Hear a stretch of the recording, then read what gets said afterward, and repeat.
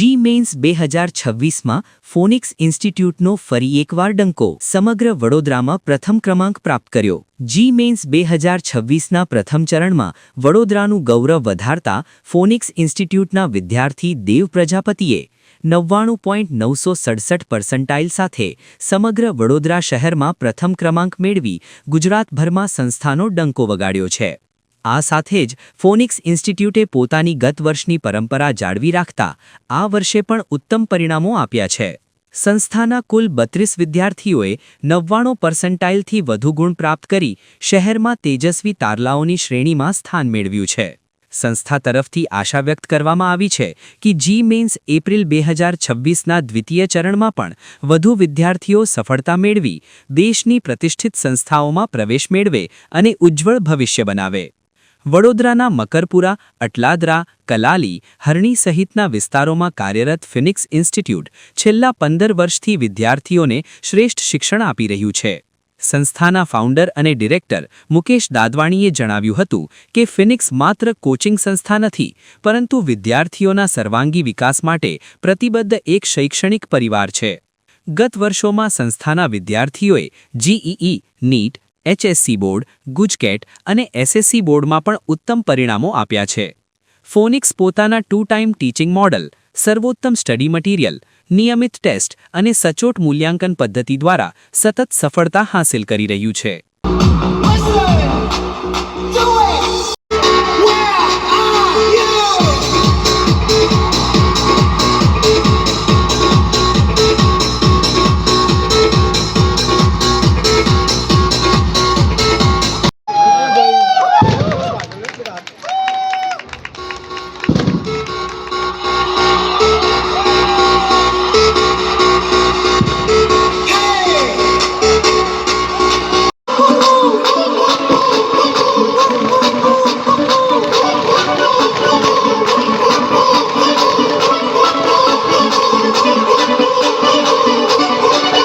આજ રોજ જેડબલઈ મેન્સ 2026 વડોદરામાં ખૂબ જ સારું પરિણામ રહ્યું।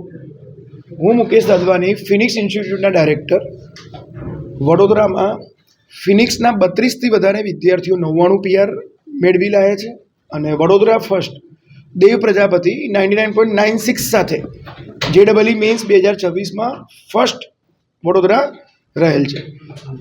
આનું સંપૂર્ણ યોગદાન વિદ્યાર્થીની મહેનત, પેરેન્ટનું ડેડિકેશન અને ફેકલ્ટીનું સંપૂર્ણ મહેનત બાળકોની પાછળ લાગી રહ્યા અને જે પેરેન્ટ, વિદ્યાર્થી અને શિક્ષકોએ જે મહેનત કરી છે, ટ્રસ્ટ રાખ્યો છે, એ બદલ ખૂબ ખૂબ આભાર। अच्छा रिजल्ट आया है मेरा और अच्छा लग रहा है कि अभी और आगे तैयारी करनी है और मेंस 2 और जेई एडवांस दोनों में ही और अच्छा रिजल्ट लाना है। हमारे सारे टीचर्स और एमडी सर ने हमें बहुत गाइडेंस दी है और जब हमारी गलतियां होती थी तो उनको सुधारने में भी बहुत मदद की है। पेरेंट्स का कितना हेल्प रहा? पेरेंट्स की भी बहुत मदद रही है। जब भी हमारा रिजल्ट थोड़ा सा हिल जाता था तो पेरेंट्स ने हमें संभाला और बोला कि आगे पे अभी फोकस करना है और उसका पीछे छोड़ देना है। मेरे हिसाब से मोबाइल का जितना कम उपयोग है उतना अच्छा है और एआई का यूज़ भी पढ़ाई में जितना कम हो उतना अच्छा है। कितना घंटा मेहनत करते थे मेरा स्कूल के अलावा? मेरा 12th में सेल्फ स्टडी 7 आवर्स जितना रहता था और रिवीजन में 10 आवर्स रहता था।